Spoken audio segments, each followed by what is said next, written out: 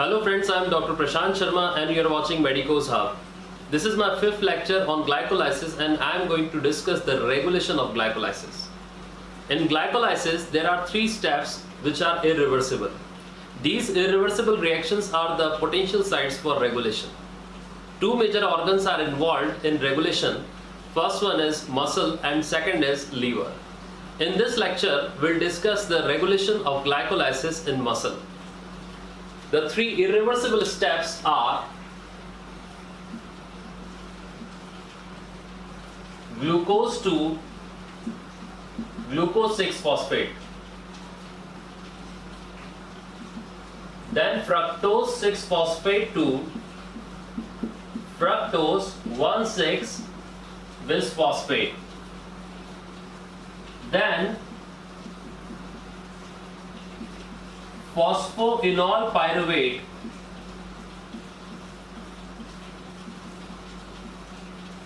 that is PEP to pyruvate. The enzymes involved in these irreversible steps are hexokinase, Phosphofructokinase 1 that is PFK1 and Pyruvate Kinase. So regulation is done at these three irreversible steps. We are going to discuss the regulation of glycolysis in muscle and in liver. First, we'll discuss the regulation of glycolysis in muscle. So these are the three steps. Mechanism involved.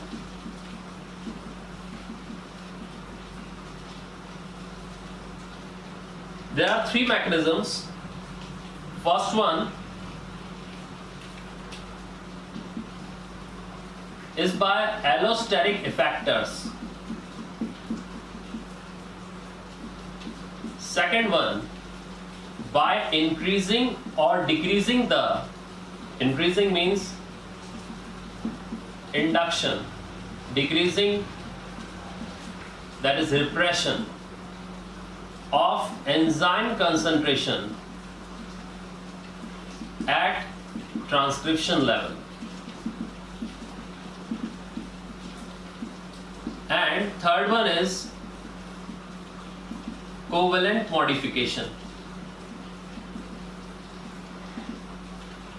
So these are ABC three mechanisms: A for allosteric effectors, B for by increasing or decreasing the enzyme concentration, and C for covalent modification. Now, how these regulations occur? What is the mechanism? If glucose is abundant, that is, cell doesn't require glucose, that is, if ATP levels are very high, then these ATP levels inhibit phosphofructokinase 1. And if phosphofructokinase 1 is inhibited, then fructose 6-phosphate levels will increase. And if these levels will increase, glucose 6-phosphate level will also increase.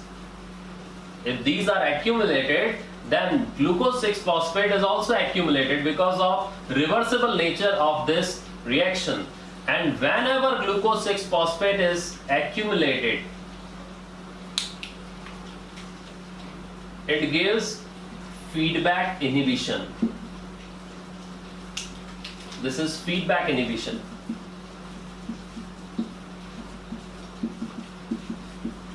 Which is type of allosteric inhibition to hexokinase. And it will inhibit the synthesis of its It will inhibit the synthesis of its own. Now the phosphofructokinase. Phosphofructokinase is inhibited by high levels of ATP. This is allosteric inhibition.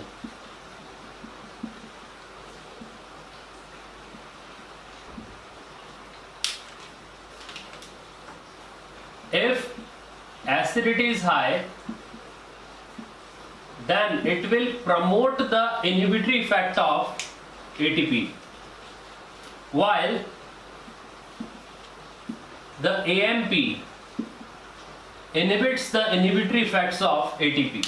So we can say that if ATP AMP ratio is high, that will inhibit the phosphofructokinase. Now the next enzyme is pyruvate kinase. Pyruvate kinase is also inhibited by high levels of ATP. This is allosteric inhibition. Next, alanine. Alanine is produced in muscles by pyruvate. It also inhibits the pyruvate kinase by allosteric inhibition. One more important thing, if fructose 1,6-biphosphate is in excess, then it stimulates the pyruvate kinase. This is known as feed forward stimulation. It is preparing the pyruvate kinase for the ongoing flux of intermediates. So this is feed forward stimulation. One more important thing to be noted, why AMP is taken, why not ADP?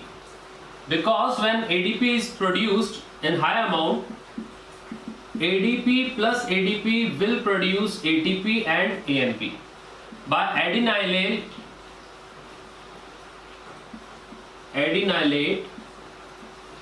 kinase enzyme. So this is the regulation of glycolysis in muscles. In next lecture we'll discuss the regulation of glycolysis in liver. Hit the like button, share and subscribe our channel to get the latest updates and notifications.